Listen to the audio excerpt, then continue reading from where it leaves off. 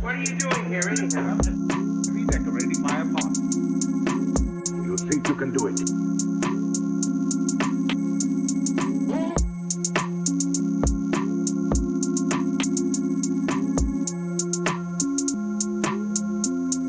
You think you can do it?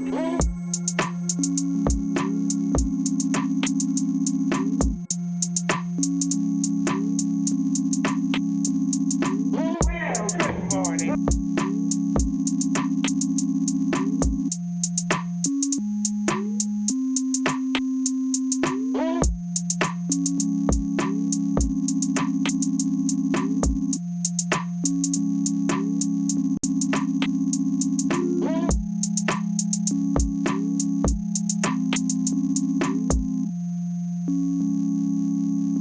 I promised I wouldn't look, so I'll just feel.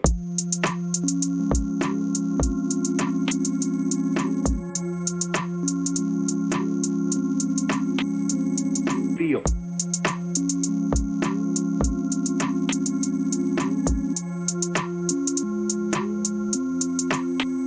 Just feel. What are you doing here anyhow? I'm just redecorating my apartment. You think you can do it?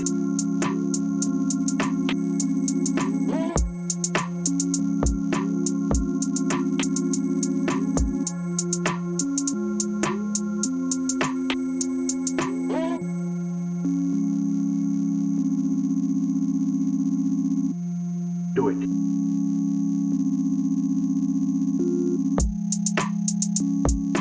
What are you doing here anyhow? I'm just redecorating my apartment. Do it.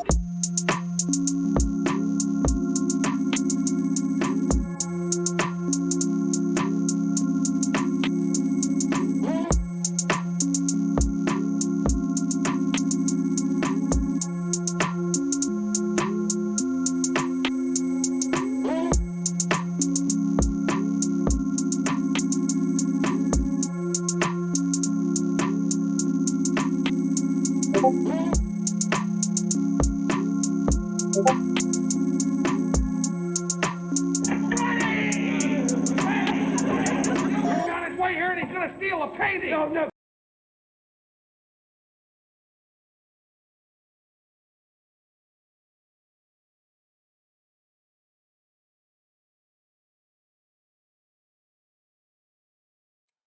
All right, and we're live. We did it. We're here. Oh god, I don't know why that's open. We're here. We did it. We rewrote Intercept. And if you don't know, there's a Discord where I'm a part of the stream. And we're live. How's everybody doing? We're here. I will say it's fascinating that he used PyCharm to manage music. Yes. I don't know how that opened. I think when I right-clicked... Yeah. Yeah, when I right-click, PyCharm is here, and I click that instead of the VLC Media Player one. Classic. Oh god. Naturally. Okay, so the rewrite has been in progress. I guess I should actually go look at it. Perhaps. At least a little You bit. want to look at it on GitHub? That's an option, sure. Just to show the contributions and the progress. Look at all these fantastic contributions from these wonderful people. Look at this. It's fantastic. It's more than fantastic. I love how one of Local's messages just has an empty tag, like the square brackets where there's nothing in it. That was brilliant. Yes. 47 commits in. That's right. We're going.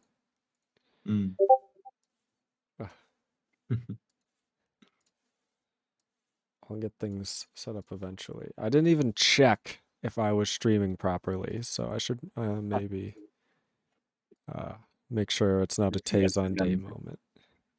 I'm gonna pop out chat again and hope that today Discord doesn't keep crashing on me. I mean, I'm not sharing my screen, so yeah, that would make a lot of sense. That would. All right, it's working. I'm live. I didn't break it. That's nice. Okay.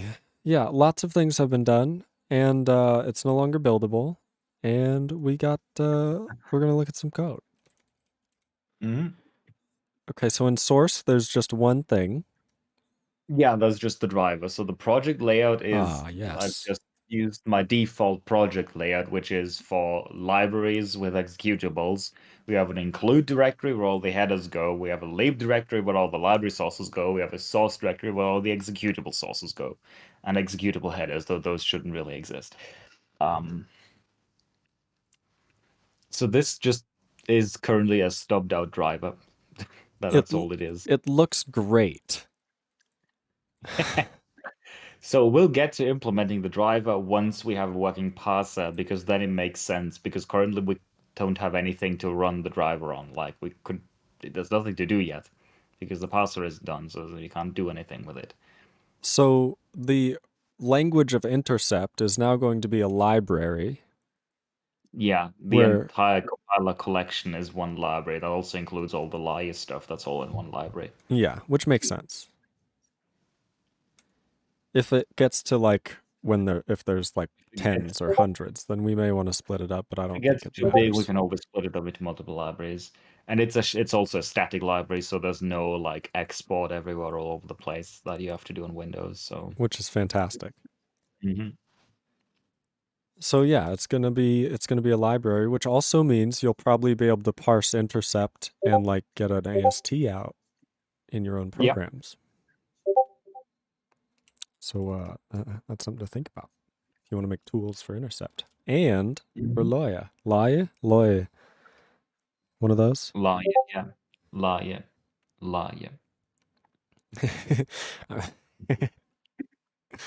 I'm just gonna call it potato chips. And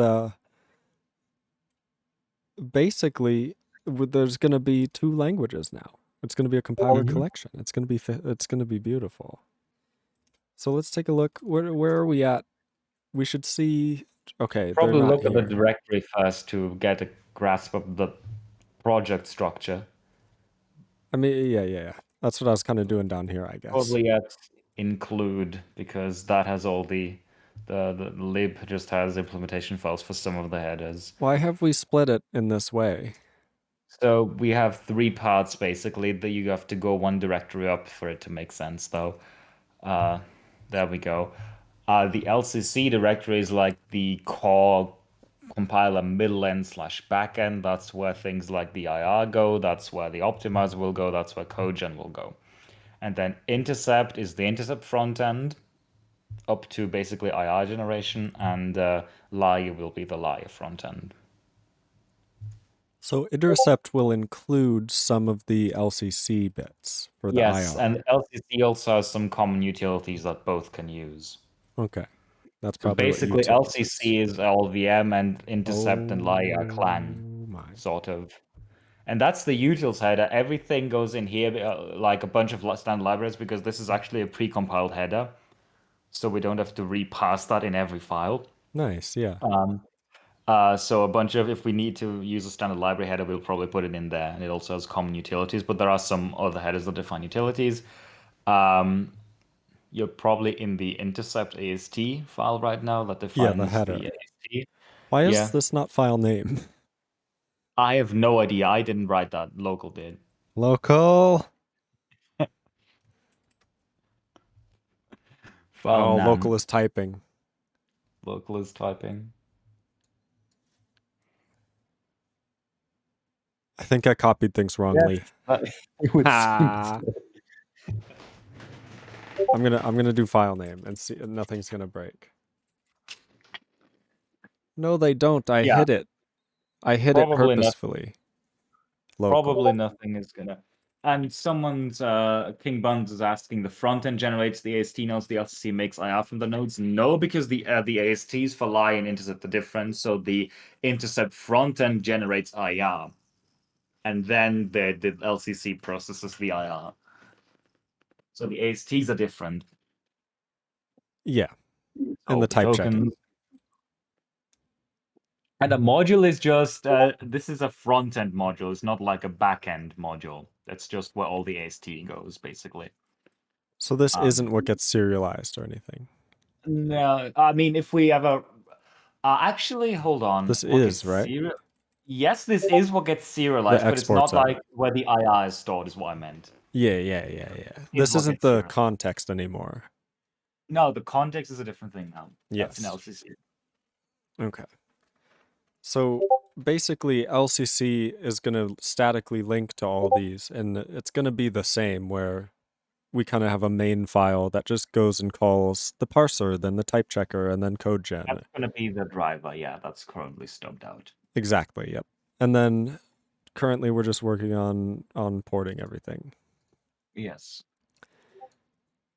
So this So that's is currently some of the Lexa stuff is factored out into a common header, so we don't have to implement next char 3 times or whatever. nice. So that just does that. What does that sound?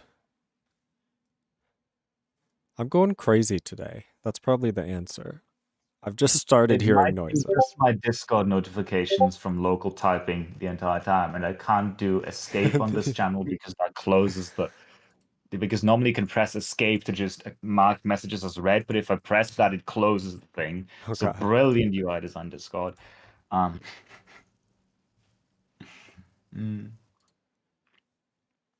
let's try that. Crazy? I was crazy once. Oh no.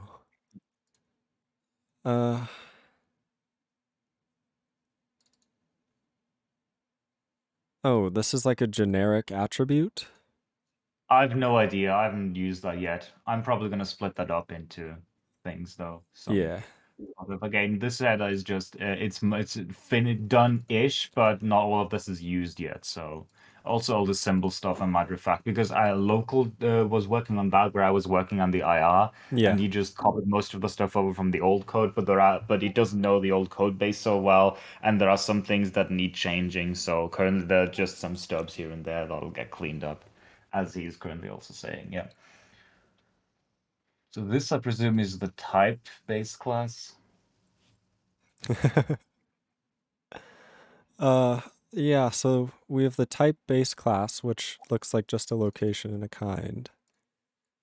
We have a Pretty bunch of much, yeah. statics, which is confusing. Yeah. So these will basically get allocated. These are they're sort of global variables-ish, because they're just available here because you don't want to create 10,000 instances of void types. It's fine if there's only one. Why don't we Because use they're global never variables? modified. Sorry, this is what do you mean? Why don't we use global variables if they're just global variables-ish? Because where do you put them? It's annoying. That way you can at least type void type. That makes sense. Because all the Okay. types are in the type class. I think we could just call these Not- void, but I'm not sure. There's some you might be able to just call it void in here. Yeah, I call it void I just use ty in the IR because the IR has a different type hierarchy. yeah, or we but should yeah. maybe just do the old one where we do the t underscore integer just as a special case for the because that's what it this one was. more. You prefer this one? Well, that's the FFI types. Those are fine. They're horrible. Okay, if we have a u CU int. Yeah. if there's a thin I, things might get a little dicey.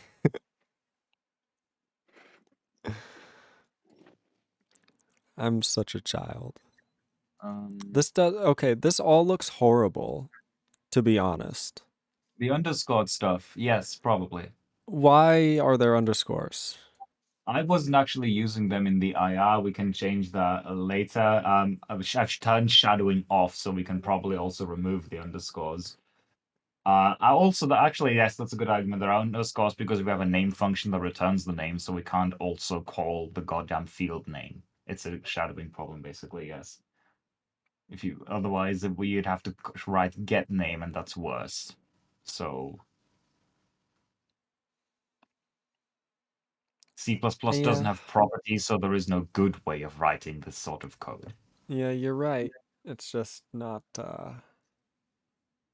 Thing is, you're probably never gonna look at these either anyway because you're just gonna use the function. So it's just in here that's a bit horrible. It's true. It's just and I'd rather have the names in the class that aren't used as often be horrible than the ones that we use everywhere. Sort of, because you need to understand this to be able to use them. So it's a catch-22. We're going to talk about this Sunday. Yes. This is a very common pattern. RTTI. Pass a value to the constructor, then move it in. That's how you're supposed to do it. That's the Local decided to call it class of too. Like class of is the LVM name, and he started implementing this and just called it class of. So I went with it too. We can call it something else. The name really doesn't matter. It just has to be the same. Kind. Oh, I presume I can explain. Yeah. No, kind is there's already a thing called kind that returns the kind of a specific node. Is this And the thing is, you're never calling this manually. That only gets called by the cast implementation. what are the characters in LaTeX called? What do you mean? You can assign a character to a different code. Category Like code? cat code, category code. That probably doesn't fit here. That'd be more No, confusing, not but really. that would be fun. Yeah, but the thing is, you're not supposed to call this ever, because what this does, it checks if type is of this class or of any of its derived classes. Yeah. You And think that's there'd be used a way to just do by that? the cast implementation to make sure you're allowed to do a downcast. You think that'd just be a compile time constant that could be filled No, in? it's dynamic, so I know, that's it sucks. so I mean, the thing is, part of it you can check out compiler. For instance, upcasting to a base is a no-op. The cast implementation, if it detects you're casting from a derived class to a base class, it just does it. It doesn't like put in a check or anything, because that always works. Yeah. Because we have no multiple inheritance here, because this style of RTTI wouldn't work with multiple inheritance, and we don't really need multiple why? inheritance. Yeah. Why would you So- ever do multiple inheritance? The only time where I use it typically is in metaprogramming, and at that point it's less inheritance and just concatenating objects. So, yeah. Baruch is the is the variant guy back again? I'm pretty sure variants are the thing I've talked about least. That's true. I mean, I haven't talked about variants that much. Chancides says, if you don't mind me asking, what are you compiling and what language is doing the compiling? There's a lot of answers even to what you just asked. I'm gonna go with what I think you meant. This is for a language I made up originally called Intercept. This is what the original idea was. And this does now exist. This is a thing. Let me load the mode I wrote here. This is Intercept. So this is rule 110. You can have like functions, right, that return things or not, and they take parameters, and then they can do bit shifting and bitwise operations and addition and arithmetic and branching statements and if-else expressions, and it's a beautiful language. And it's very low level is the idea, but it's not terrible, I guess, is the way to go about it. It's gonna be just okay is the goal, I guess. If it's just okay, I've done a good job. But this is like rule 110, and it's not implemented in a good way at all. There's better ways to do this. This is just in a way where my brain doesn't explode. And it's a good test for the register allocator too. And the optimizer. But Yeah, I'm pretty sure the optimizer was crashing on this one. this is Not that's right. crashing, but generating invalid code. Yeah. Originally the register allocator failed with this thing. Yeah, as an argument, and then yeah, this would do some damage. And yeah, at this point it was working, and now we've chosen to rewrite this whole compiler because we had a compiler that can totally like run this. And you can still see that compiler on GitHub on the main branch. But we're now 47 commits ahead of main, and we're moving along into this new rewrite in C++ because, you know, the world moves along, and a compiler interacts with low-level concepts, but it's not inherently a low-level thing. You're not doing go ahead. As we're gonna see on Sunday, things like value categories, which might seem very high-level constructs, are typically there to improve performance and more accurately represent the underlying hardware. So It's not just that C++ is complicated, it's because it tries to be high level while also being low level, and that makes it complicated. Yes. Fartingle back again. Highlands, I'm chain smoking, waiting for LLVM to build. Ooh dear. You might die. You're gonna be waiting a long time. C++ is complicated ++. Yes, King Buns gets it. Okay, why do we have a funky thing going on here? Apparently that's for attributes. I haven't done anything with attributes yet, so maybe we'll keep it this way, maybe we'll change it around. We'll see. I don't even know what this is doing. It's defining a bit field called atta underscore whatever the name of that attribute it initializes it to false. So this is where flags for attributes are stored, apparently. Interesting. I see now. And further down defines some accesses, apparently. Which, yeah, we're using X macros for the So it's my attributes head. currently. This is C stuff, so don't complain about C++ here. I This know is this. legal C. I agree. This isn't C++'s fault. I'm a little.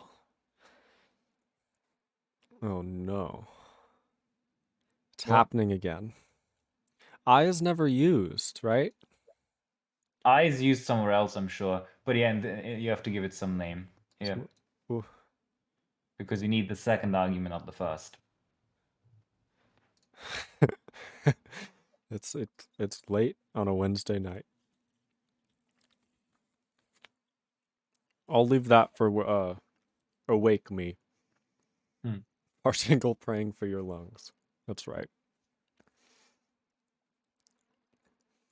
So we don't have anything too crazy happening. There's a lot of No, inheritance, the rest sadly. of this is just more of the same. It's just a bunch of boilerplate because that's what ASTs are typically. But the good part is that we don't have to deal with we at least have an implementation to try and counteract the horribleness that is casting.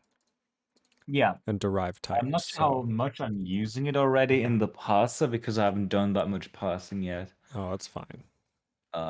We'll get there with time. We'll get to that. It'll probably be used mainly in Semma and then later obviously in CodeGen. So we're making it required to use our special module. Yes, you have to pass in the module. To operator new, otherwise we don't allow it. It's deleted. You're going to get an error. Yep. We have a virtual default destructor. Why is it default? Equals default is just the default implementation, meaning call the destructors of all members. Okay. So we don't have to do it manually. Okay. I mean, you would do that manually anyway, but that just means this is a technicality I'm not going to get into. There's a difference between an empty constructor or destructor and the defaulted constructor or destructor. There is a technicality difference there. If you can default it, that's a bit better internally, but that's not really that important to know about. Not So Red says, hey, what's up, Not So Red? King Bun says, it feels so productive just ripping out code. Yeah, there was a to-do that we need to deep copy expressions, so I added that function. Nice. Yeah, we needed that for macros, yes. Yes, very heavily needed that. So yeah, the rest of this is not, it's just more of the same. It is. For the rest of the integer strings, compounds, if expressions. Oh, just a question. Compound literals are not just array, but also struct literals, right? I forgot how that worked.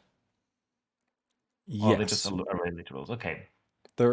So the plan is that, okay, I don't know what the plan is, but basically is the idea that it doesn't matter what a struct is called, and that if it's arranged in the same way of the same, like if all the fields of a struct are the same, if they're called different things, that would just be an alias, right? Even if you define them separately? That is a way of doing it. What I would do is have like these compound literals be convertible to structs of the same layout. Just having two different structs that are defined in different places, but just happen to have the same layout, be convertible to one another, is probably just going to cause bugs because they're going to inadvertently end up passing in the wrong thing, probably. Interesting. So we could just do that specifically for the compounds. Yeah. Otherwise, we could we'll allow need like a anonymous structs, sure. But if it has a name and is defined somewhere, I wouldn't do that. yeah. But we can do it for anonymous structs. That would make sense, I suppose. Would that be considered structural typing? Hey. Hmm. Okay. None of this looks too crazy. That's good. Mm-hmm. The weird part is that there's not like big enums. I mean, there's one. Well, there is an enum in the expert struct and in the expert struct it should be, yeah. Or class rather. It should be somewhere up top. There's the big there it enum. is. There, it's not that big, but there's the enum. Is this all we need for intercept right now? Currently, perhaps there's some missing. We'll see. Don't reorder these ever, or things will crash. You may want to add that as a comment. Yeah, that's true for all of these kinds that are used for class of. You're not supposed to God. reorder them because for instance, if you check if something is a bind, I mean, not in. Are there any cases in here where we have like groups of something? For instance, that's clearer in the I know IR. Laia does. A bunch of. I don't remember if Intercept has anything right now. It's local. Hello, I'm done chatting. Yeah. I can close the chat on the right then. What is this? This is Laia, I see. Oh yeah, you have a bit more. Yeah, Laia is more of the same, but less done. Types or expressions, I see. Interesting. I'm thinking about making types expressions. They're not in my current compiler, but I've been wanting to try. No This is time pretty like much the what my present. compiler looks like for, just a big one with all the types and things. Yeah, so the type class has another one of those for types, but yes. Anyway, the parser currently is very simple. We have a little RAI thing for pushing and popping scopes. That way, if we need to do weird things like push a scope here and then call some function, and in the middle of that function, we need to pop that scope, we can just move that object in and it will do it for us. And stuff like that. Oh yeah, and Funky. this is a thing that we're changing right now. Instead of doing the curse thing where we require semicolons after returns to do some disambiguation, we simply check if we are at the start of an expression, and if it is, we pass the return value, otherwise we don't. What? So basically, return, if you have the return keyword, it can be followed by an expression, or it could not be if we have a void return, right? Right. So the parser, of course, doesn't know what it's supposed to return because it doesn't have the type information for that. So what it just does is, if after the return keyword we're at the start of an expression, we pass an expression and set that as the return value. Otherwise, we don't.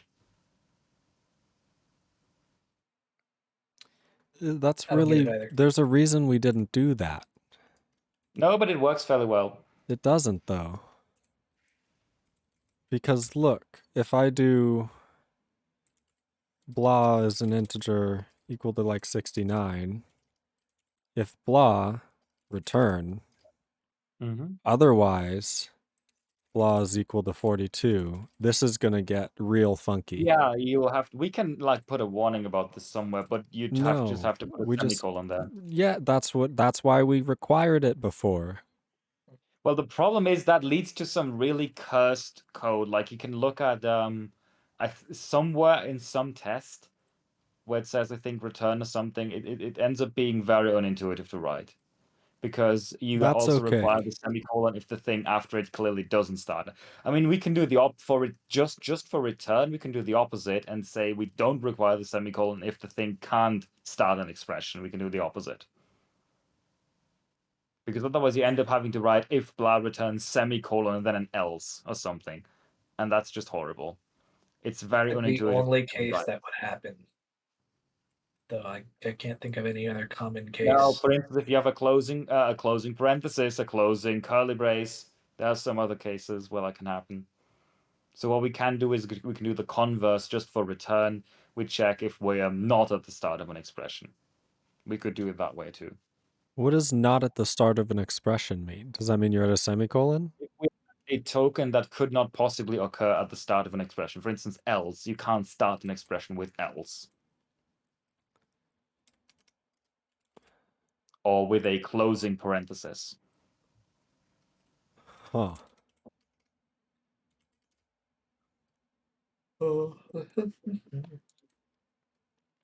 Ooh, it's frozen my Emacs. Uh-oh.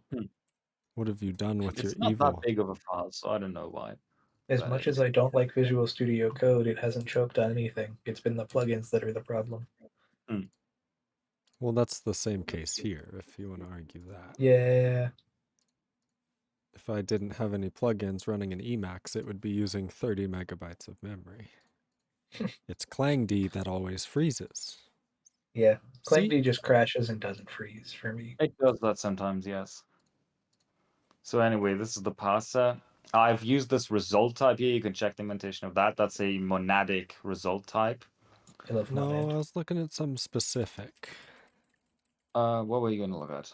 Start. I of haven't an implemented that expression. yet if you're asking about that. You haven't implemented it. Okay. No, I'm not done. The parser is nowhere near done. It's like Neither is 20% the at mixing. most. At That's okay. most. I wanted to look at it. So, what's the idea?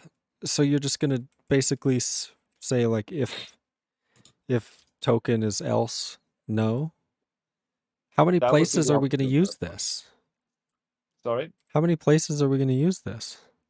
I don't know, but I think that I'm pretty sure there are some places. I don't remember all the grammar in its entirety off the top of my head. It might just be return. We'll see. Just Again, I seems haven't very implemented. The specific. grammar is a mess currently. It doesn't have all the rules that the parser actually passes, so we won't know that until I'm done with the parser. Like you want answers, but you'll have to wait until I'm done with the parser. I can't give you these answers right now because I don't know them. Well, Okay. you've given me enough information to be dangerous. You've given me may start an expression, and now my brain's going all sorts of places. I'm gonna I have can lots give of you questions. a screenshot from my compiler if that helps, but that's No, it's currently not okay. from I'm this just one. messing with you. I understand. We're in the middle of it. We'll get there. We may not need it. We may need it. We'll see how it goes. Yeah. I figure we just get the parser working with whatever is necessary. Whatever is obvious to Whatever rewrite is and clean up, we necessary. do. Whatever is not obvious, we see what happens when we get there, and then we take a couple days to clean it up. When I hear whatever's necessary, I imagine like I don't know why, but like a drill sergeant. Like you do At whatever any is cost. necessary, soldiers, at any cost. We complete the mission, and then it's like we're gonna make this compiler. Even if it means the Earth is gonna be like upside down. Can we do that? Can we turn the Earth upside down? I think we could do that. Just as a side effect of writing the compiler. Define Easy, you turn just the need a world shape upside shift. down. You fly up high enough, and then you turn by 180 degrees, and then the Earth will be upside down, at least from your point Yeah. of view. That's true. Because there That's is no roughly what open I'm getting space, at. so it's all relative. So So yeah, that's the parser currently. It's all relative here on Earth too. You just stand on your head and it's upside down. where's the cogen stuff going in? Well, the cogen stuff is currently non-existent. Okay, but that's We have gonna an- go we in have- the driver. It'll end up in Or- some backend somewhere, No, the which driver- may or may not be Cogen in the code is LCC. actually just gonna go in LCC somewhere. The driver just will create the context, call the parser, run Semma, run cogen, run whatever else after that. It just basically calls a bunch of functions. That's it. The driver So is a So when- small part. It's just main.c basically. is the driver called LCC? Currently, it is. I think we can call it something else. No, I That's think the intent, is that the driver is. I think that's I was fine. gonna It's make just an confusing. INC originally, a separate one, because I thought Local would write his own driver, but apparently we're using the same one currently. So, but that said, currently we're not using anything. Currently, the driver just says driver not implemented, and that's the extent of how far the driver is implemented. Yeah, I'm fine having separate drivers for separate front ends too, but I also was just under the impression that the main driver would call things regardless and would still be called LCC. Right. I mean, yeah, we can do that too. So yeah, this is this can be useful sometimes to just grab a file and its contents. And the actual Interesting. file stuff is implemented somewhere else. There we go. This is my Yeah. best attempt at writing, and I'm pretty sure that I copied this in part from the test run. And this is a cross-platform function that just loads files as Well, on Linux, it uses mmap, which is faster. I think it's at least twice as fast. And on other platforms, it just uses like fread in a loop or something. So this is copied pretty much from the test runner.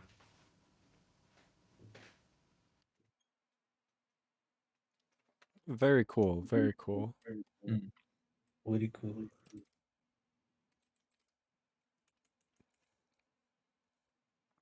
So the kernel just reads the file. Well, you map the file into memory, and when you access it, the kernel just faults the pages into existence, basically.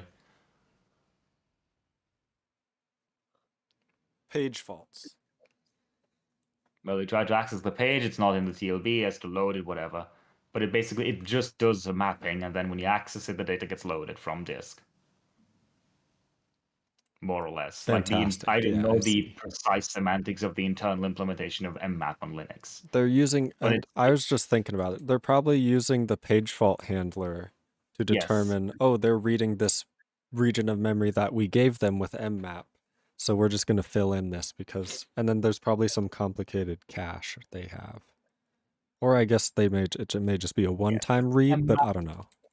mmap is generally considered the fastest way to load a file in Linux, or the entire contents of a file, that is. So we just map it, copy it into a vector, so we don't deal with weird semantics because it's undefined what happens if the file gets modified while it's mapped, if you have a private map, so we don't want to deal with that. We just copy it, and then we close the map, and are done with it. Otherwise, like you said, we just read it in the loop. Yeah. Fantastic. This looks standard. I'm okay with that. I'm If you want to probably see your code. yeah, that's just the function utility functions. You can look at the utils header. I suppose it's an include. Oh boy, nice. That the just cat does and all the common stuff. These are now prefixed with LCC underscore because that's how libraries do it properly. Nice. That's we have a neat. concepts. I have overloaded the unary prefix, like the unary plus operator, because in and of itself, it's a pretty useless thing to just Yeah, cast plus an one. enum to its underlying type, because you need that sometimes, and it's annoying to write static cast all the time. So this is just implemented for enums. This is something I use all the time. What is underlying you- type? Underlying type, you can in C++, Oh. you can specify what integer type to use for an enum. You can say this enum uses that. Uses int, uses U64, uses an U8, uses whatever, and it just casts it to that. This be a struct? Has to be an It's integer, enum. right? It has to. No, it can only be an integer type. Yes. Okay. Funky. Am I doing this wrong? No, you're doing it right. You don't even need to give a name. It's just complaining because you're missing the semicolon, and it's illegal for an enum to not have any enumerators in it. So that's what it's complaining about, probably. I think here you also need to be an enum struct for it to have a different underlying type. No, it doesn't. I'm pretty sure it doesn't have to be an enum struct. Oh, then I don't know. I don't know why it's complaining about the colon. It's probably, just Tiny being slow. It's fine. Oh, that probably- might just be the color for it. It's not underlined. I think it's the TypeScript, not TypeScript. The tree sitter. Jesus. It's the tree sitter parser that doesn't understand it. C++ is hard to parse. So Yeah. but yeah, make sure you delete that. And then if we ever see a detail namespace, that's typically a convention in C++ libraries, in case you're not familiar with that, where we just plot functions that need to be in a header for some reason, but that are just used by other functions that are not meant to be used directly. So you're not meant to just call assert fail, just that it has to be in a header because the assert macro calls it. I had to do this thing, but you shouldn't also use this thing because it's horrible. What do you mean? That's basically what detail is. I had to do this thing to make this thing work. Sort of, Please yes. don't I use had to it. expose this thing, but don't ever use it. It's so we don't pollute the global name, the main namespace too much, because Yeah. otherwise you're not going to find anything. And then same thing with utils. Utils are just for things that are less commonly used. Like Which is kinda U8, funny. we need all the time. That's why it's in the main namespace. But you're not going to be calling align to too often. This is just explaining how this function works. Two-step is back. Hey guys, has the port begun? What do you think? think it did. Does this look like C? Sadly, yes. Well, this part, sure. That's just some function. This just checks the maximum value representable by n bits. And that just walks through an Nice. example. And the fastest way to do it is actually a bit different, but that's illegal to write in C++. So we're writing it this way, the compiler figures out what we're doing. Yeah, -1 right shift by minus the number of bits, because that inverts it in just such a way that it works out. Because of how 2's complement What works, is- and it only considers the bottom like 5 or 6 bits, so that works. What does negative bit shifting do? It doesn't do anything. It just wraps it. It just does an unsigned negate, which just produces a really high number, but the bottom most bits of the number are such that it works out. It truncates. Huh. Yeah, because it only ever considers the bottom 6 bits of a number, so you can't do a negative shift. Because a negative number is just a big positive number, then it just looks at the bottommost bits. I'm getting it now. Mhm. Because we're just, yeah, that's funky. That works on x86-64. That's also not cross-platform. Yeah, This code is, but that trick isn't. because -1 is OX. Yeah, this one. Mhm. And the oh my, that's rough. I don't like that. I see why Mhm. that's illegal. You can't do negative shifting in C++. That's Yeah. what's legal. Anyway, that's like the main utils header, like common things that you're probably going to use everywhere, or just functions that don't really belong in a. Like, I'm not going to put replace all in a separate file, probably, Right. because it's just one function. So that's just in here. But there's also a utils directory that has Oh. some other utilities in it. The II is just like the AST, basically. It's just the same thing, as you can see. Oh no. Why is Also, I'm gonna add some more things. I'm gonna steal something from LVM. In LVM, blocks values, and they have a user list, so you can actually use that to find the predecessors. That's cute, so I'm stealing that. But I still have to add that. I don't like clever. I do. Yeah, we're gonna end up removing that. Hell yeah. It makes sense. There's no reason to be clever. There is if it means I don't have to write a function that collects predecessors. I mean, you If can you just write it simplify the once. code. It's not that bad. I've done it many Not times. that bad until you do that 200 times. I mean, I've done it like 5 times. I've rewritten the the control flow for the register allocator many times. Hmm. It's I hate it, but it's not that bad. You just like you walk the blocks, you know what I mean? But yeah, none of this is that interesting currently, I think. I Because thought, a lot of yeah. these are just also not implemented. And it's just the same thing, just a bit more, hopefully a bit more well organized. Better API. Mm-hmm. It is And gonna an be API to begin with. So. Yeah. Sorry, did you say something, Lens? No, not really. I was kind of agreeing with you that, yeah, it's a better API because everything's going to be able to be reasoned about on its Yes. own much more Mm-hmm. rather than all as one big glob, which is kind of how it was or turned And into. they've implemented some primitive invalidation checking iterators. Yes, which is fantastic. Still have to It's test genius. them, though. I mean, that's, you know, it's not the most important. Mm-hmm.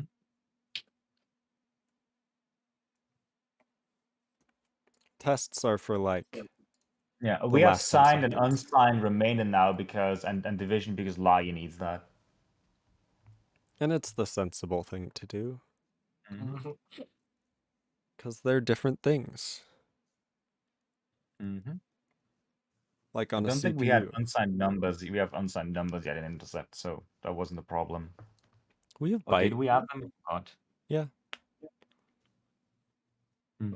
We've had them for months. I see. I just always use int and byte in tests, so I think I never noticed. Yeah, byte is unsigned. We also have barely any unsigned operations, so Exactly. We do have an unsigned right shift, but that was about it, I think. That's the main one that I remember handling all the time. What's poison? Why would you use it? It's Poison basically is just good. an invalid value. That's a way of basically, if you're like replacing, like deleting an entire block, you can just replace for each instruction, replace all of its uses with a poison value and then delete the entire thing. That way you don't run into any asserts where a value is still used. It's basically an invalid value that tells it if this ever makes it to code gen, something went wrong. Interesting. Just a way of saying of setting it to null, quote unquote, without running into the problems that null comes with. Yep. It's an invalid value that is otherwise valid. I like it a lot more for semantic analysis than I do for IR, but it's still useful in IR.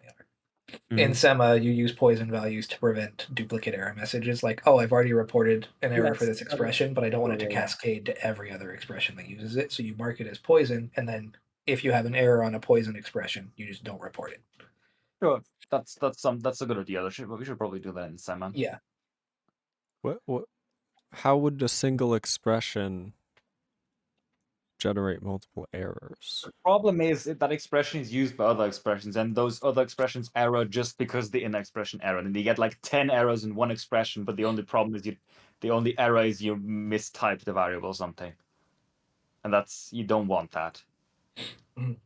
So basically, it's the broken code is causing more code to break, and we I don't want know to how much errors. intercept would need it specifically, but like, especially for type inference, I used it a lot in LISMA.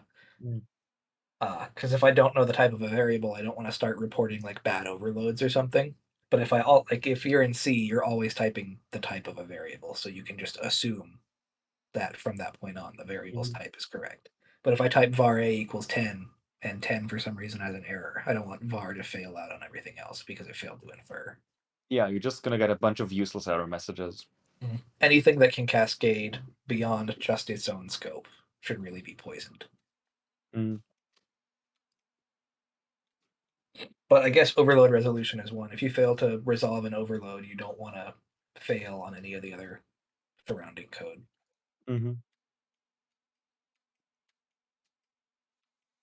Funky. Okay, I see what you're saying. It's a common thing. We're not crazy, I swear. We're just bad at explaining it. This is a common thing, yes. That's why it's I wanted to ask more about it. I've seen it a lot, but I don't really see a use case for it. But the error thing is starting to make sense with overloads, because if you can't resolve an overload, then you try and use it more, then it's like you don't want to report 8 times that, hey, this overload is unresolved. Yep. Yeah. So it's a better Okey-doke. null, and it's great for checking previous state quickly. What is this? This is that's the IR types. These aren't done yet, as you can probably tell. Yeah. Because the I was originally going to make the intercept front and just use the same types, but it turns out that they are sufficiently different to where that's probably not a good idea. So we're doing this. Instead, we're just going to convert all the intercept types to IR types. I think Because that's for worth problems it. like in intercept types, you can have situations before and during SEMA where some things are not resolved, or you can't just grab the size of an integer because that's target specific. Whereas in the IR, that you know the size of everything is resolved, everything is valid, and that's easy to deal with. Yeah. If we did try to use the IR types in the intercept AST, we'd end up with like a 50-50 split where almost any named type would have to be a separate cement or like syntactic type. Yeah. So you'd be having to check constantly if a type has been resolved before using it, and it would just be complicated. It would be pain. So yeah, we're not doing that. That's why. I feel like Cartman. And this is also not insane. Like Clang and LVM do the same thing. Clang has its own type hierarchy that then converted to LVM types. That's how I've been writing compilers for 10 years too. So. Oh no, it's Zig is here. Oh no. What are we gonna do? I'm We gonna have to rewrite it again. No. So this is like the align of and type size of that we had before? Yeah, but now we don't have to prefix them with type anymore and can just give them sensible names. Sure. It will be much better to just access them directly off the object.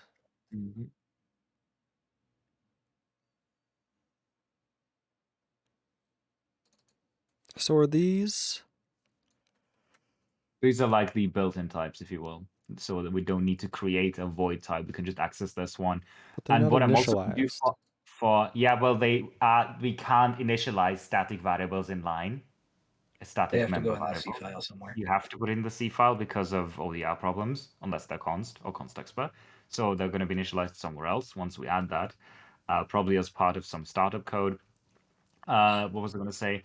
And what I'm also going to do is because in the IR types are all resolved and everything and well formed, I'm going to add a hash or something to the context so that types are unique, meaning you don't construct 100 different instances of a pointer to U64, whatever. You just grab the same instance over and over again.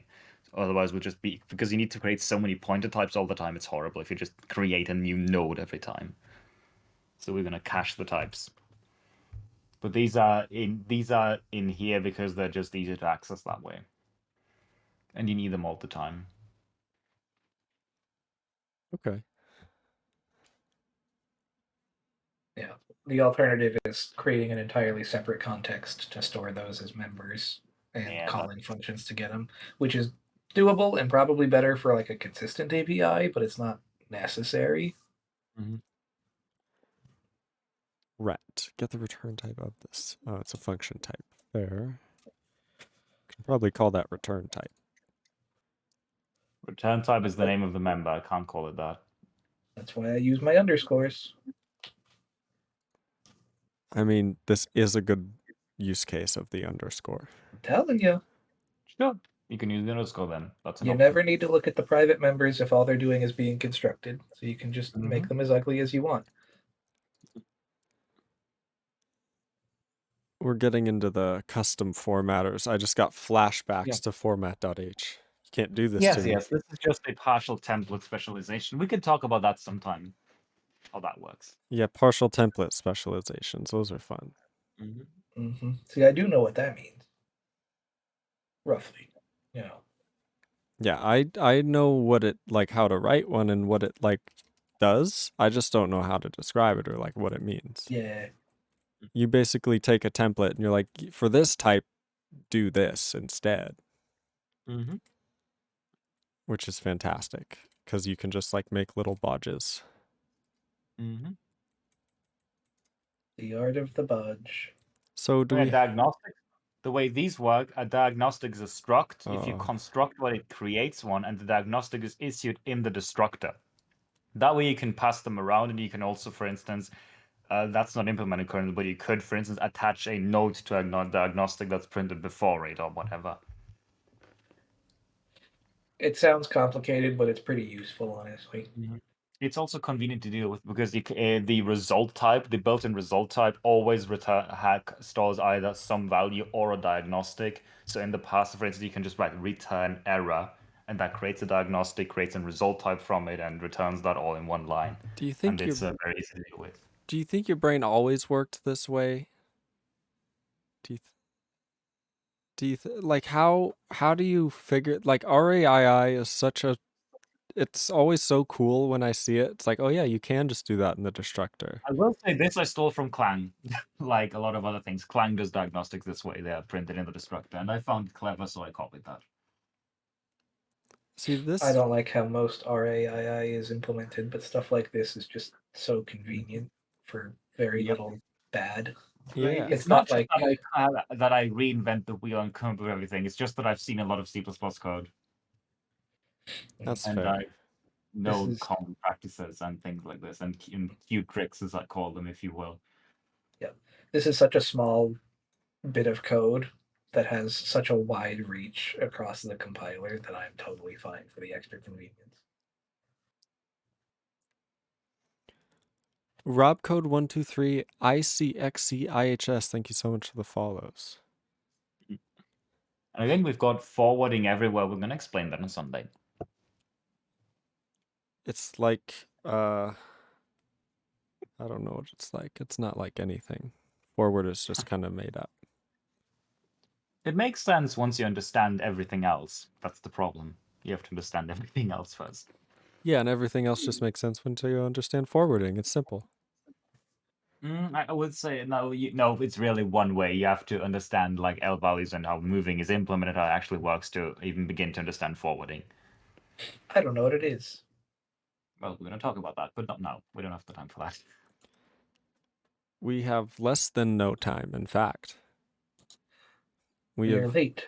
yes, we have negative time. Hmm. But you know, it's worth it. But yeah, these are the diagnostics currently. And there's some other stuff in utils that you can look at if you want to. There's more stuff in Utah. I thought we made it to the bottom. No, the utils, there's a utils directory with more stuff in it. Oh no. Yeah. There's your RGTDI. your That's the whatever current hell iterate invalidation. Again, I have this is just a that's the cast stuff. Yeah, that one is a bit more complicated perhaps. But yes. We're all over the With a place. bunch of comments explaining how everything works. I love it. I've gone for Doxygen style commenting. That's also what the \c does. It marks the word, or rather, I don't know what it is exactly. I think everything up to the next space or something as to be formatted as code. So if we want to generate documentation using Doxygen, we'll actually be able to do that here. Neat. Good to know. Why didn't you do it for is? What do you mean? What part of it? C. It's a very small detail. It's just driving me crazy. We have cast, which Oh, I has C forgot as probably. is. I forgot probably. I was gonna do it. I'm pretty sure. I was like, Make your first commit to the branch. Fix it, Lens. that'll be good. Yes, I'm a very important part of this Yeah. this rewrite.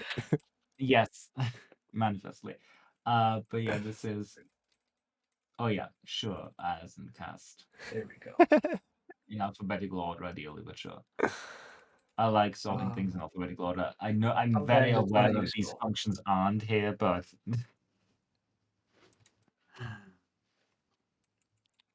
It's happening.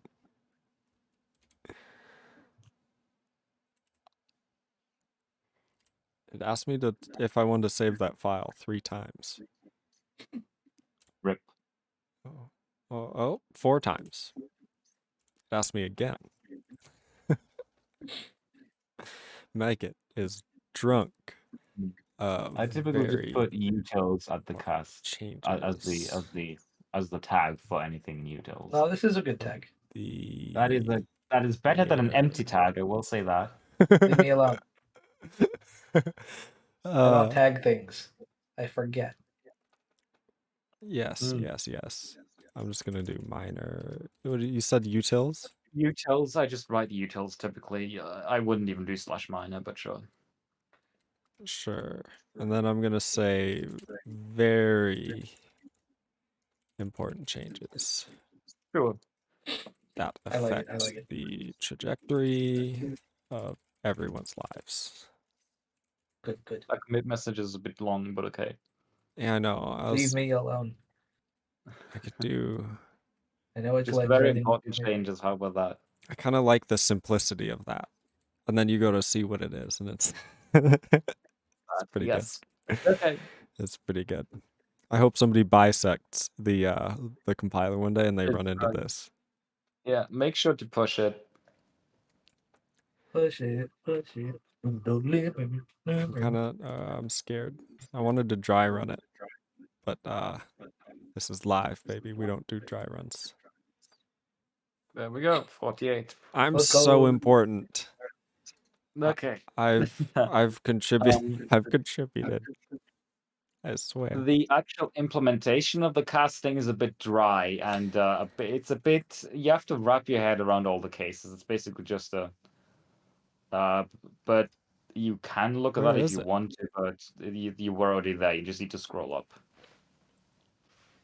Oh, it's this. Castable. A bunch of asserts and then some type trait stuff to figure out what we're actually doing here. Because there's 3 situations. We're casting from a derived class to a base class that's a no-op. We're casting from a base class to a derived class, in which case we need to check if we can do that, if the dynamic type is okay. And otherwise, it's just a compiler error. So this is just for like inheritance hierarchies, this sort of casting.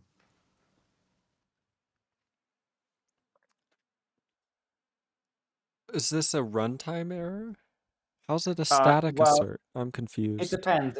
If you, for instance, try to cast an int to a string, that's a compile time error because that's never going to work. If it detects that the cast doesn't make any sense at all, that's a compile time error. Yes. But the middle one with the LCC assert is a runtime check. Yeah, Yeah. because it only knows the dynamic type at runtime because it's dynamic. Why is It's there? just that that's because this function implements both as and cast. As is not allowed to fail. Cast is. Cast returns null pointer. And instead of doing that in there, which is more annoying as it turns out than to just do it, it's easier to just do it in there. Oh, So the constant no. expression is operating on a template parameter to There's a add full a expression. ring of Would you code. look at that? You now know how this works. Woo! Do I at 9:20 on a work day? 9:20, dude. It's midnight 19. Mm-hmm. Okay, midnight 20. You got me there. See, I can see the seconds rolling by. Hmm. I knew it was close. What is even happening? Is this bool inside or outside the parens? It's a That's a cast. cast to bool because the thing returns a pointer. Mm. So it's just checking if it's not null pointer, and if it is, it returns true. So it checks if any of these casts work, and if it does, it returns that it is one of these types. Okay. Mhm. We got there. So we passed We got in a bunch of types, Yeah. Mhm. and then this stupid binary expression fold thing.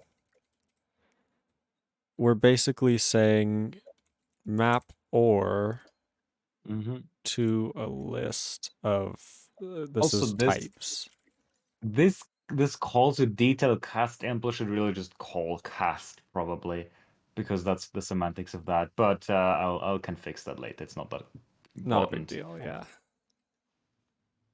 And then we're basically saying, like, let's say we passed in int and unsigned as our Yeah, types. it's more like map or on like is type on the entire type list. Exactly, Yeah. It's more like a map on is type and then fold with or, basically. Exactly, yeah. Which is quite extensive, and that's why it's called is. So Yes. basically, if any one of these types, which gets unpacked into this whole expression, this bool cast, Mm-hmm. if any one of these bool casts, which is the cast impl, so if we are able to cast, Jesus, this is terrible. If we're able to cast from any one of the types because it's an OR, then we'll return true because of lazy evaluation and short circuiting. Mm-hmm. Jesus. Short circuit. And that's pretty useful. That in is a some great cases. movie. Johnny Five is alive. So yeah, that's how the RTTI is implemented. This is the only place that class server is actually used. Here's some. I've added my defer and temp set macros because they're just so useful during parsing. Otherwise, you have to create a stack manually, and that just sucks. This way, you can just use the call stack. Why do we have And then- stages? Well, that's how the macro works. It calls stage 1 and then stage 1 forwards to stage 2. We can look at those sometime, but I can explain them in detail on Sunday, how they work exactly. They use a bunch of gotta love operating that structure. operator though. Yeah, that operator, again, arrow star, the one with the highest precedence that you can overload, pretty much. That is a binary operator, so I use this one. Just bind very tightly. That's a single operator? It is a single operator. Is it I wouldn't be unary? surprised It's if you don't know binary. it because it is. This is how you access a like through a pointer to a member or pointer to a member function, which is a very like cursed construct that you Pointer rarely to a ever member function. use. So I wouldn't be surprised if you didn't know this operator. Because the problem is with taking the address of a member function that the member function actually gets, if the function is virtual, it doesn't have an address. It has to be dispatched dynamically. So you actually can't take its address. You have to store some cursed offset that the compiler then uses to figure out what function actually to call. And that's such a cursed construct that they decided to just use a different operator for that. That part is a bit complicated. and it's a feature that's rarely ever used, really, for. So, but the operator is there. You can overload it, and the nice thing is it binds very tightly, so it's nice for these sort of things. I could also just have overloaded operator plus. It doesn't really matter what operator you use, but this one binds tightly, so that's why I went with this one. Nice. Anyway, and the reason that that's in a separate file is because you wouldn't want to include that in the public header or something.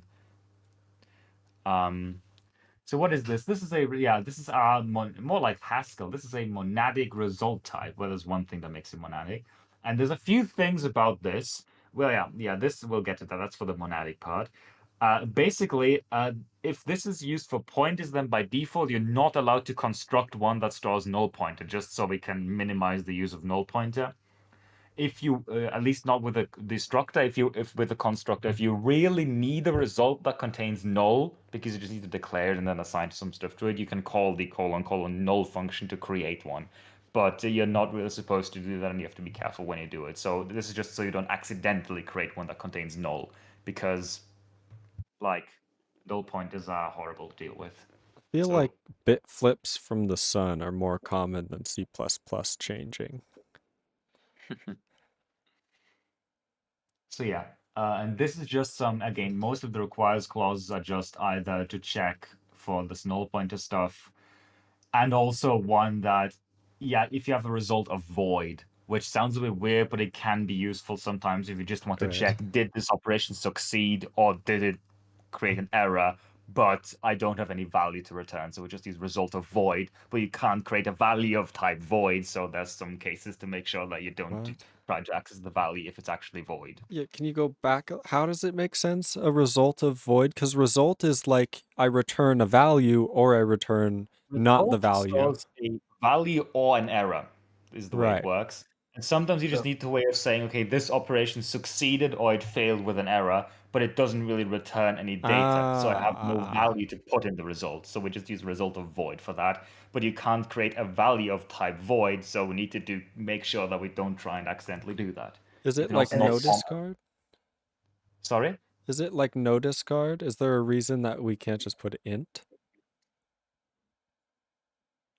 What not do you a mean? real, not like I mean, you could, but knowing that something is void is also useful. That's true. Mm-hmm. Just curious if And that the is the same. existence is kind of also validated by the monadic nature of it. If you actually wanted to start binding things, then you'd want all of your functions returning the same monadic type stuff. Yeah, that's Anyway. one of the big reasons. And I don't know how that- often we're going to be using it, but it's supported. So I'm using it in the past in some places. There's the constructor on line 53 that looks a bit more complicated. That's basically so you can create a result from a result of a different type, so long as the types are compatible. For instance, you can create a result that holds an if expression and then convert that to a result that holds an expression, because an if expression is convertible to an expression. And gonna- that's useful in the parser. I'm going to quote a wise person in the chat. Good Lord, save us from CPP. I mean, I agree, but it's also kind of fun to learn. I agree. I will never write my own project in it, but so long as Eternal is contributing, I can do the same. Yeah, I'll handle the complicated cases. And then you'll see further down, I had a bit of fun with I did a Haskell thing. Let's go. Where we have a monad bind operator. And I'm using the same operator as Haskell, which looks like right shift equals. So this is what Haskell uses for monad bind. And right shift equals is a terribly useless operator because whenever you're ever going to use the right shift equals, so I'm just using for that. Yup. So you can, instead of that big blob up there where you have to check the result, you can just write this. This is how you would write it in Haskell. I don't program in Haskell, but I know this much about Haskell, so It's one of my favorite features of these kinds of functional languages, and I want it in procedural languages more. yeah. It's doable, apparently. So this How way you have don't you have to done- constantly check the Oh. error, which is annoying to do, and it's literally this simple. The most complicated part is figuring out the return type. That's just so we don't, if we have passed a result, we don't create a result of a result. Uh-huh. It's I've had If that it's already a problem in- result, we just use the type internally. That's all that does. I have that problem when I was writing a result type in C#. It would keep accidentally nesting them, and it was a Yeah, pain yeah. in the ass. That's what that does. It just makes sure that this doesn't happen. that make result T is defined further up. I've used lowercase for this because type traits I'm used to type traits being lowercase. So I've just, or rather snake case, so I've just done that, but you can call it That's whatever you okay. want. And it's literally this simple apart from the return type. It's more So- about knowing what this thing does. That's what the comment is there. Invoke is like apply in Lisp, right? Yes. Yes, it just calls that. The reason why there's a function for that is because there are different kinds of functions that need to be invoked differently. For instance, if you have a member function, you can't just call it like this. You have to call it with like the this pointer and then as a prefix and as a suffix. So invoke handles all of that. No matter what kind of function it is, it just does the right thing. And that's why in template code you're supposed to use invoke. We're also going to look at the forwarding part of it again on Sunday. And this is how you create an empty result, also a null that holds a null pointer. And that's just a way to check. You can see a use of that in the code in the pass if expression. If you go to the parser real quick, that just checks if a bunch of results contain errors. So in the intercept parser, if you just search for pass if or whatever it's called. Yeah, there you can see we pass the expression, the then and the else, and only then we check for errors in these all at the same time. Cool. Oh, okay. So we're taking a variable amount of value types. Yeah. And operating on results of those value types. Yeah. That's just so you don't pass in Aw. anything that's not a result. That's an attempt to constrain the template's parameters a bit. Like you can't pass in int because that doesn't make sense. That makes sense. You're right. Yeah. Like is error int. You don't want to Mhm. just pass in a type Yeah. because there's no value there and we're operating on values. So this is how you do like variable arguments in C++? Yes, this is how you do variable arguments. They're always variable templates. So everything is on roller compile time. I think they're halfway there. Mhm. They're halfway there. I think most of the time we just need this. And then having a way to access the types of things and you're good. You can do this since C++20, you can just write auto ... results. You don't need the template thing anymore. But in this case, I wanted to make sure that they're only results, so I did it this way. Mhm. You could also, again, there's different ways of doing this. You could also just use auto, put a requires clause on there, check it with a type trait, whatever. Like there's a lot of ways of doing it. This seemed to be the simplest one. So I did it this way. 500 ways to do the same thing. It's true. Back in my day, we had no ways to do that thing, and it was good. Yeah, this is, you can see how the new operator is used, like arguments to new are passed in a separate argument list before the type.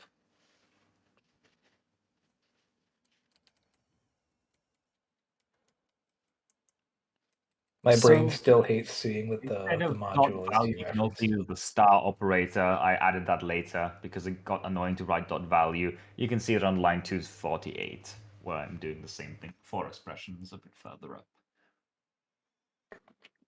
What am I looking at? Dot value? No, Oh, these 48 versus oh, 260. if you yeah. mid count increment, the star operator also is the same thing as .value. It's just that .value got annoying to write. So These I are did the it this way. same. Yep. These are the same, yes. Your I'm probably second commit. No. I'm No, going it's to okay. change them anyway, probably. So Yeah. What yeah. the heck? The Stealing rest code of the from path is fairly unfinished though, so I see. That makes sense to have a little quick one. I should probably go before I like fall asleep on stream. I think you've Same, probably dude. seen most of what there is to see right now. That's Yeah, fantastic. most of it's think been data like- structures and utils. Yeah. I don't think there's. Oh yeah, that's a cute. You can search for bind. If you search for bind real quick, you'll see how that's used. Yeah. So yeah, this is because. So if you look at line 100, you'll see an instance of the monad bind operator being used. So we call pass decl, and if it was successful, we call export, which just makes it an export. That way, this is very easy to write. You don't have to do any error checking because that's done implicitly by the monad. So the only problem with that is you can't really do this with member functions because you need to, well, you need to know this pointer for that. So bind is just a macro that uses the same operator overloading shenanigans to just grab the this pointer and create a new lambda that's just callable and has the this pointer pass starting. So this is basically a bit like currying. It just passes into this point and creates a curried function.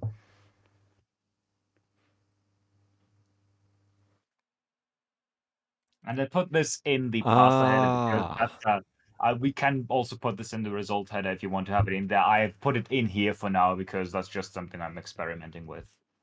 This is And pretty this, cool. It is a bit more cursed than the monad bind operator, but we can also put that in the result header if you're fine with it.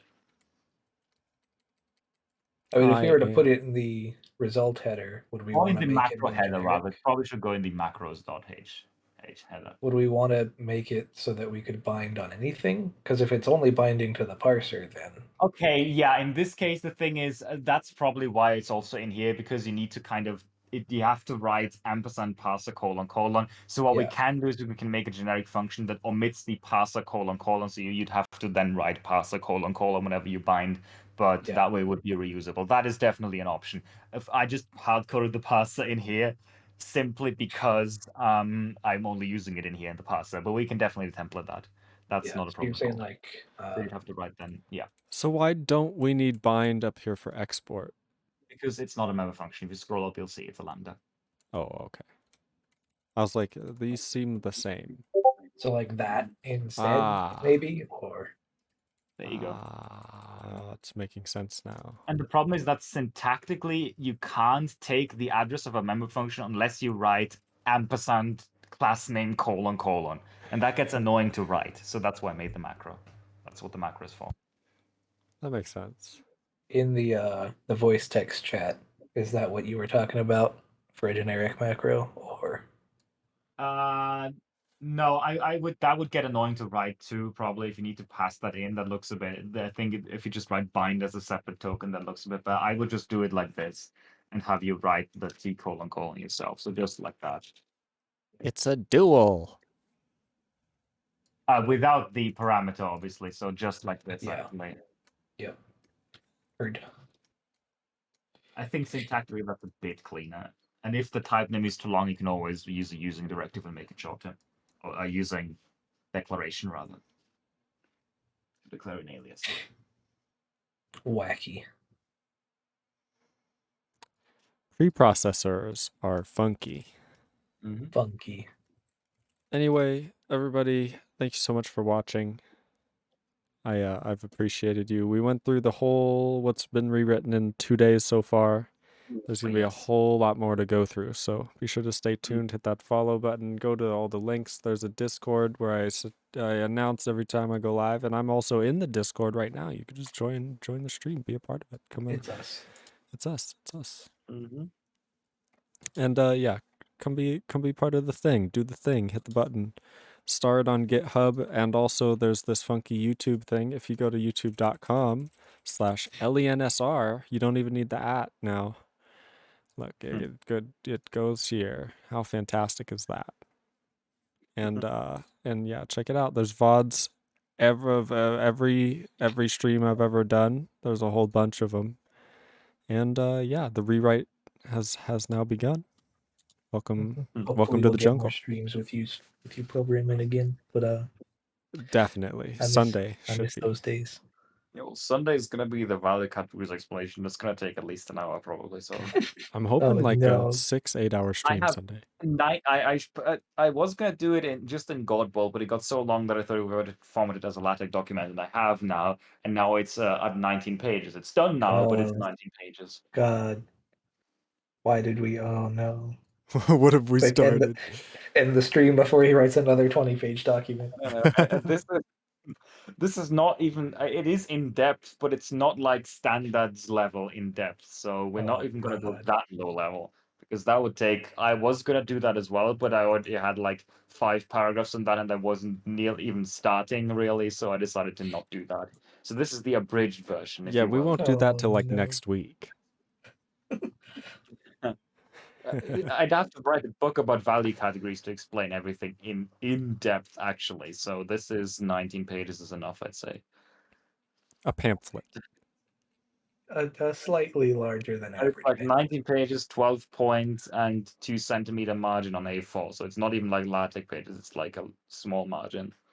And it took you 12 parsecs to get from one side to the other. You damn knew. All right, everybody, thank you so much for watching. Fire is cool. Play with it, but don't burn anything down. Bye. Bye. Ta-da.